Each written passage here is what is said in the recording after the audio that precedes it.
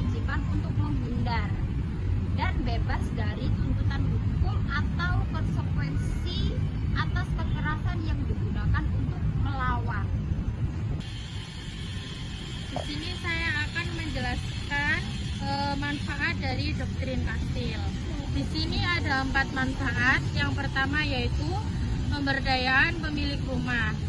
Maksudnya doktrin ini memberikan rasa aman dan keamanan bagi pemilik rumah, mengetahui bahwa mereka memiliki hak untuk membela diri dan properti mereka tanpa kewajiban untuk mundur jika mereka terasa terancam. Yang kedua yaitu peningkatan keamanan. Maksudnya dengan adanya doktrin ini, pemilik rumah memiliki rasa lebih aman untuk tinggal di rumah mereka, mengetahui bahwa mereka dapat membela diri jika diperlukan. Yang ketiga, pembelaan terhadap ancaman.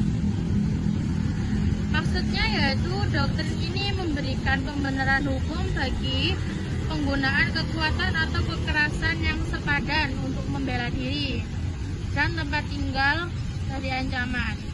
Yang terakhir yaitu pengurangan biaya. Maksudnya dengan adanya doktrin ini, pemilik rumah tidak perlu khawatir tentang kewajiban untuk mundur dan mencari bantuan dari pihak lain yang dapat mengurangi biaya yang memungkinkan untuk muncul. Yang selanjutnya yaitu tujuan yang akan dijelaskan oleh teman saya. Tujuan doktrin Kastil yaitu ada 4. Yang pertama, membela diri dan tempat tinggal. Tujuan utama doktrin ini adalah untuk melindungi nyawa dan properti pemilik rumah dari ancaman atau bahaya. Yang kedua, memberikan rasa aman. Doktrin ini bertujuan untuk memberikan rasa aman dan keamanan bagi pemilik rumah, sehingga mereka dapat menikmati tempat tinggal mereka tanpa takut akan ancaman. Yang ketiga, mempermudah pembelaan diri. Dengan adanya doktrin ini, pemilik rumah tidak perlu khawatir tentang kewajiban untuk mundur, sehingga mereka dapat lebih mudah membela diri dan properti mereka. Dan yang keempat, mengurangi biaya hukum. Doktrin ini dapat membantu mengurangi biaya hukum yang mungkin timbul jika pemilik rumah harus menghadapi tuntutan hukum terkait penggunaan kekerasan untuk membela diri. Prinsip hukum ini sudah diterapkan di Indonesia, namun masyarakat masih minim yang menerapkannya. Bertindak membela diri dikarenakan panik, takut, ditambah mungkin ada pencuri yang menggunakan senjata tajam. Dengan senjata tajam tersebut itu menimbulkan resiko yang lebih besar bagi negara. Nah, ada salah satu contoh kasus yang sesuai dengan metode yaitu kasus Mulyani sebagai peternak kambing.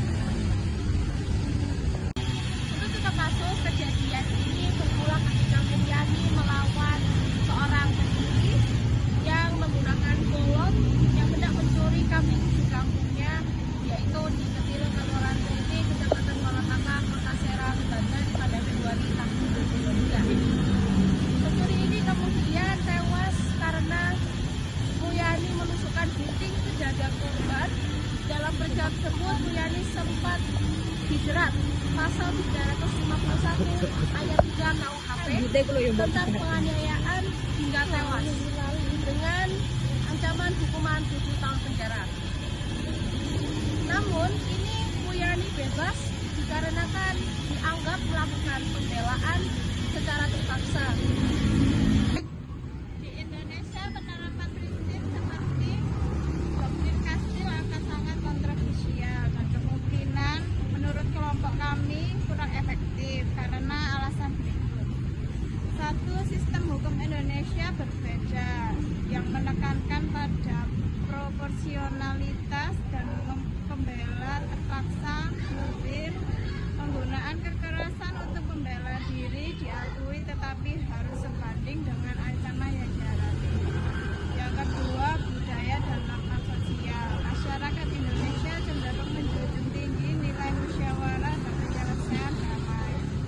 Yang ketiga, potensi disalahgunakan tanpa pengawasan yang ketat. Castle doktrin disalahgunakan untuk melakukan kekerasan yang tidak perlu atau bahkan pembunuhan dengan alasan membela diri. 4. Penegakan hukum. Penegakan hukum di Indonesia masih menghadapi tantangan seperti korupsi, kurang profesionalisme aparat, dan ikonsisten penafsiran hukum.